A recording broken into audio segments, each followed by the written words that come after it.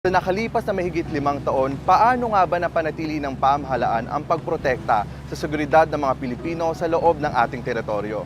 Samahan niyo po kaming tuklasin ang tunay na pagbabago mula rito mismo sa West Philippine Sea.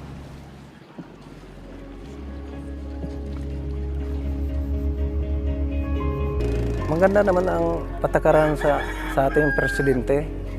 Yung parang nahinto na yata na ang kuwan sa China sa pagkuhan sa amin, paghabol-habol sa nung una.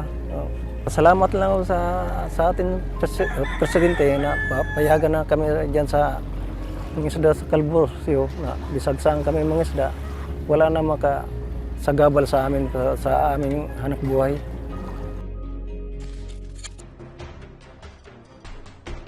Patuloy ang modernization ng Philippine Coast Guard bilang bahagi ng pagpapalakas ng ating national defense sa buong kapuluan.